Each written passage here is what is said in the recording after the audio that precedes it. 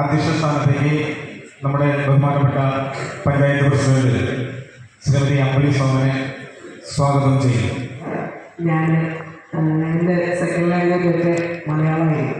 പക്ഷെ സംസ്കൃതം എനിക്ക് ഇഷ്ടപ്പെട്ട വിഷയമാണ്, പഠിച്ചിട്ടില്ല എന്നുള്ളൂ. അപ്പോൾ ഞങ്ങളുടെ ബിന്ദു ടീച്ചർ ഇരിക്കുന്നുണ്ട്. ബിന്ദു ടീച്ചർ ഞങ്ങൾ ഒരുമിച്ച് സ്കൂളിൽ വർക്ക് ചെയ്യാനായിട്ടുള്ളൊരു സാഹചര്യം ഉണ്ടായപ്പോൾ ടീച്ചർ ഒഴിവ് സമയങ്ങളിൽ എന്നെ സംസ്കൃതം പഠിപ്പിക്കാറുണ്ട്. പിന്നെ അത് ഞങ്ങളുടെ ആ ടൈം കഴിയുമ്പോൾ പിന്നെ എൻ്റെ മൈൻഡിൽ അത് പോയി. അപ്പോഴാണ് എനിക്ക് മനസ്സിലായത് വളരെ നല്ലൊരു ഭാഷയാണ്, പഠിക്കേണ്ടതായിരുന്നു. സ്കൂളിലൊക്കെ പഠിക്കുമ്പോൾ സെക്കൻഡ് ലാംഗ്വേജ് സംസ്കൃതം എടുക്കാനായിട്ട് നമുക്ക് പേടിയായിരുന്നു. സംസ്കൃതം പഠിക്കാൻ കിട്ടുക ഓരോന്നുള്ളൊരു ഭയം കൊണ്ട് ആ മേഖലയിലേക്ക് സംസ്കൃതം നമ്മുടെ ശ്രീനിവാസം അതിനൊരു പൗർണമി നാളെന്നൊക്കെ പറഞ്ഞുകൊണ്ടുണ്ട്. പക്ഷെ ആ ദിവസം ആചരിക്കാൻ കഴിഞ്ഞതിൽ അതിനുശേഷമാണ്. ഏതായാലും സംസ്കൃത ഭാഷ അത് പ്രചരിപ്പിക്കണം. ഞാൻ ഒരു കാര്യം ഞാൻ സൂചിപ്പിക്കുന്നു. എനിക്ക് സംസ്കൃതം പറ്റുന്നുണ്ട്.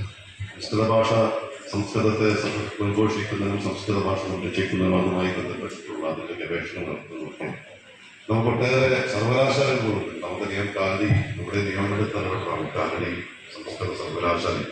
ഇന്ത്യയുടെ ഏറ്റവും വലിയ പൗരാണികമായ ഭാഷയായിരുന്നു സംസ്കൃതം. ആ സംസ്കൃത ഭാഷ എന്ന് പറയട്ടെ, ആ സംസ്കൃത ഭാഷ നമുക്ക് നശിച്ചുപോയി എന്ന വാക്കുകൾ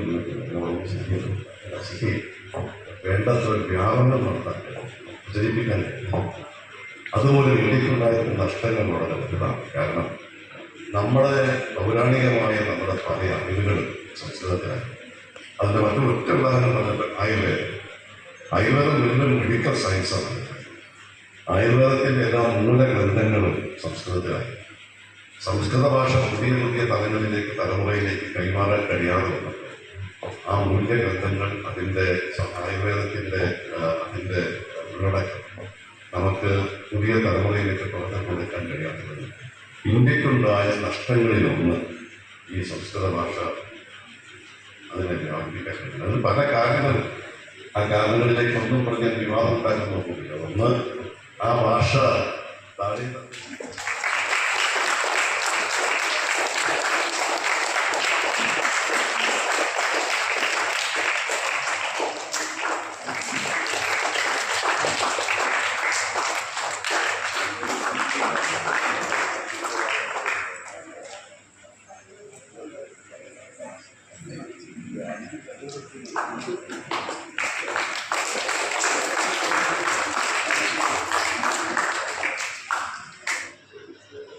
എന്തായാലും സംസ്കൃത ദിനാഘോഷം ഏറ്റവും നല്ല രീതിയിൽ നടത്താൻ വേണ്ടി നമ്മുടെ ചാലക്കുടിയെ തന്നെയാണ് ഈ വർഷം തിരഞ്ഞെടുത്തതെന്ന് അറിയിച്ചിട്ടുണ്ടായിരുന്നു.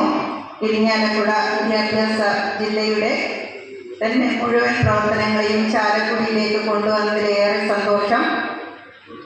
അതേപോലെ ഭാഷകൾ, നിരവധി ഭാഷകളുണ്ട്.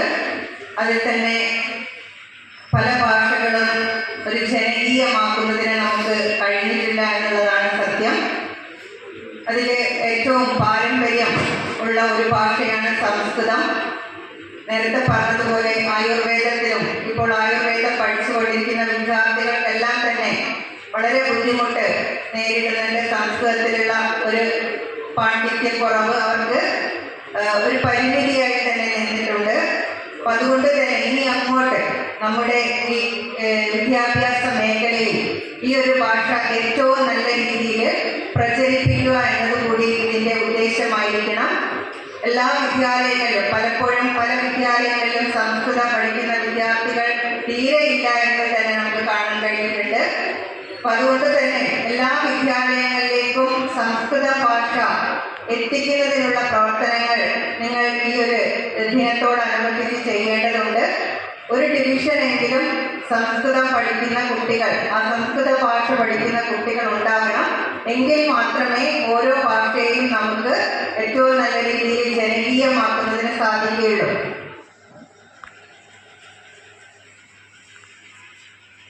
വിദ്യാഭ്യാസ ജില്ലാ അടിസ്ഥാനത്തിൽ നടക്കുന്ന സംസ്കൃത ദിനാചരണ പരിപാടിയാണ് ഇവിടെ നടക്കുന്നത്. ഇവിടെ കുറേ വർഷങ്ങൾക്ക് ശേഷമാണ് ഈ സബ് ജില്ലയിൽ ഇങ്ങനെയൊരു പരിപാടി സംഘടിപ്പിച്ചിട്ടുള്ളത്. എല്ലാ വർഷവും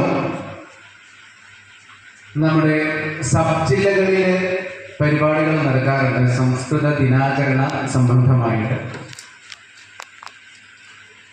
ഓരോ വർഷവും സംസ്കൃതത്തെക്കുറിച്ചും സംസ്കൃത ദിനാചരണത്തിൻ്റെ വിശേഷത്തെക്കുറിച്ചും സംസാരിക്കാനുണ്ട്. സംസ്കൃതം എങ്ങനെ മറ്റുള്ളവരിലേക്ക് എത്തിക്കണം, അതിൻ്റെ പ്രചരണ ഭാഗമായിട്ടും ആണ് നമ്മൾ ഈ പരിപാടികളൊക്കെ സംഘടിപ്പിക്കാറ്. ഇവിടെ ഇത്രയും നല്ലൊരു ചടങ്ങ് സംഘടിപ്പിച്ചതിന് പിന്നിൽ ഒരുപാട് അധ്യാപകരുടെ കഠിനാധ്വാനമുണ്ട്. നമ്മുടെ എല്ലാ സംസ്കൃത അധ്യാപകർക്കും അതിനുള്ള അഭിനന്ദനങ്ങളും ആശംസകളും അർപ്പിക്കുന്നതോടൊപ്പം ഈ സംസ്കൃത ദിനാചരണത്തിന് ഇരിഞ്ഞാലക്കുട ഉപജില്ലയിലെ എല്ലാവിധ ആശംസകളും അർപ്പിച്ചുകൊള്ളുന്നു. നന്ദി, നമസ്കാരം. നമസ്കാരം. സർവഭാഷാജനനെയും ഭാരതത്തിൻ്റെ സാംസ്കാരിക അന്തസ്സത്ത് നിലനിർത്തുന്ന സംസ്കൃതത്തെ നമ്മുടെ സമൂഹത്തിലേക്കും കുട്ടികളിലേക്കും എത്തിക്കുവാനും സംസ്കൃതത്തെ അറിഞ്ഞവർക്ക് കാവ്യശാസ്ത്രാദികൾ ആസ്വദിക്കുവാനും അതിനെക്കുറിച്ച് കൂടുതൽ പഠിക്കുവാനും നമ്മെ ഓർമ്മപ്പെടുത്തുന്ന ഒരു സുദിനം സംസ്കൃത ദിനം. ഇരിഞ്ഞാലക്കുട വിദ്യാഭ്യാസ ജില്ലാ സംസ്കൃത അക്കാദമിക് കൗൺസിൽ സംഘടിപ്പിച്ച സംസ്കൃത ദിന ആഘോഷ പരിപാടിയിലേക്ക് എത്തിച്ചേർന്ന എൻ്റെ പ്രിയപ്പെട്ട കുട്ടികൾക്കും എൻ്റെ പ്രിയപ്പെട്ട സഹപ്രവർത്തകർക്കും എല്ലാവിധ ആശംസകളും നൽകുകൊണ്ട് നിർത്തുന്നു. അതിൻ്റെ മഹത്വത്തെക്കുറിച്ച് പറയുകയാണെങ്കിൽ ഒരുപാടുണ്ട്. കാരണം ലോകത്തിൽ വെച്ച് ഏറ്റവും പ്രശസ്തി ആർജിച്ച ഭാഷയാണ് സംസ്കൃതം. ആ ഭാഷ, ആ സംസ്കൃതം എന്നാൽ അതിൻ്റെ മീനിങ് തന്നെ ശുദ്ധീകരിച്ചതെന്നാണ്. അങ്ങനെയാണെങ്കിൽ അതൊരു പവിത്രമായ ഒരു ഭാഷയാണ് സംസ്കൃതം. ആ ഭാഷ പഠിക്കാൻ സാധിച്ചതിൽ അല്ലെങ്കിൽ പഠിപ്പിക്കാൻ സാധിച്ചത് വളരെയധികം അഭിമാനത്തോടു കൂടിയാണ് ഞാൻ ഇവിടെ നിൽക്കുന്നത്. നമ്മോടൊപ്പം ആദ്യാന്തം അധ്യക്ഷ പദവിയിൽ ഇരുന്ന് നമ്മുടെ ഈ സമ്മേളനം നിയന്ത്രിച്ചുകൊണ്ട് നമ്മുടെ ഒപ്പം നിന്ന കൊടകര ഗ്രാമപഞ്ചായത്തിൻ്റെ പ്രസിഡന്റ് ശ്രീമതി അമ്പിളി സോമൻ ഹാർദവമായ നന്ദി അറിയിച്ചുകൊള്ളുന്നു.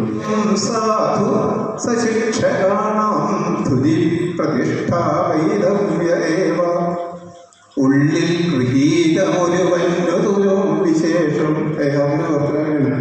ഉള്ളിൽ ഗൃഹീതമൊരുവന്നതുലോ വിശേഷം. ഒരു മാഷയുടെ കാര്യം എന്ന് പറഞ്ഞാൽ കണ്ടന്റൊക്കെ നല്ല ധാരണയാണ്. കണ്ടന്റിൽ നല്ല ധാരണയുണ്ട്. എല്ലാ കാര്യവും മാഷക്ക് അറിയാം. ചോദിച്ചു കഴിഞ്ഞാൽ അപ്പോൾ മണി പോലെ പറയാം. വേദങ്ങളോ ശാസ്ത്രങ്ങളോ എന്ത് ചോദിച്ചു കഴിഞ്ഞാൽ അത് എന്തെങ്കിലുള്ളതെന്നൊക്കെ പറയാൻ പറ്റും. മറ്റൊരാൾക്കോ ഓതിക്കൊടുക്കുവതിലഞ്ഞുകൂടും. രണ്ടാമത്തെ ആളുടെ പ്രത്യേകത എന്നാൽ കണ്ടന്റിൽ അത്ര കേവലല്ല, പക്ഷെ ഉള്ള കാര്യം കുട്ടികളിലേക്ക് എത്തിക്കാനായിട്ട് കഴിവും അല്ലേ? കുട്ടികളിലേക്ക് എത്തിക്കാനുള്ള വലിയ കാര്യമാണ് അല്ലേ? നമ്മൾ കുട്ടികളെ അവരുടെ പഠിപ്പിക്കാൻ വലിയ ഭാഷ വേണം, ടോൺ വേണം, അങ്ങനെയല്ലേ? അപ്പോൾ നമ്മൾ ചോറ് കൊടുക്കുകയാണെങ്കിൽ കുട്ടിക്കാലത്ത് അമ്മമാർ ചോറ് ഉരുട്ടി അല്ലേ നെയ്യൂ കൂട്ടി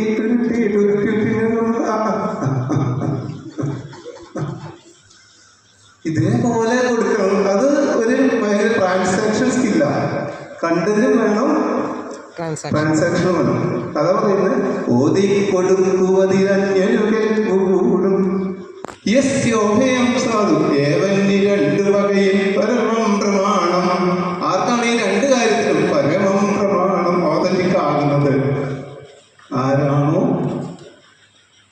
ഈ രണ്ട് കാര്യത്തിലും the teacher who masters in content and skillful in transaction. യസ്യോഭയം സാധു സശിക്ഷകാണാം ഏവന്നി രണ്ട് വകയിൽ പരമം പ്രമാണം. ആവാം വമ്പനാണ് ഗുരുനാഥ പദത്തിനർഹൻ. എന്താ പറയുന്നത്?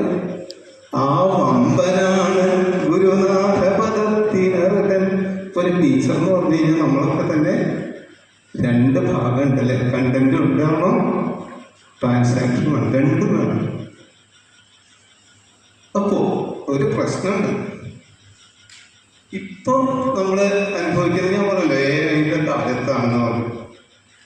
ഈ അറിവ് രണ്ട് തരത്തിലുണ്ടല്ലോ. പ്രത്യക്ഷത്തിൽ നമുക്ക് കിട്ടും, അധ്യാപകരുടെ അടുത്ത് നിന്ന് കിട്ടും, ഒക്കെ കിട്ടുന്നുണ്ട്. പിന്നെ പരോക്ഷമായിട്ടുണ്ടാവും. പരോക്ഷമായിട്ട് എങ്ങനെ ഉണ്ടാവുക? നേരെ അല്ലാണ്ട് എങ്ങനെ കിട്ടുക? മാഷന്മാര് പറഞ്ഞല്ലാതെ കിട്ടുന്ന അറിവുകൾ നോക്കിയാണ്. മാഷന്മാര് പറയാണ്ട് വരണ്ട, കൂട്ടുകാർ പറഞ്ഞില്ലേ? എന്താ കൂട്ടുകാർ പറഞ്ഞല്ലേ എന്തെങ്കിലും കാര്യങ്ങളൊക്കെ ഉണ്ട്. പിന്നെ യൂട്യൂബിലില്ലേ വീഡിയോസൊക്കെ കാണാറുണ്ടോ? യൂട്യൂബിൽ കാണാറില്ലേ? യൂട്യൂബ്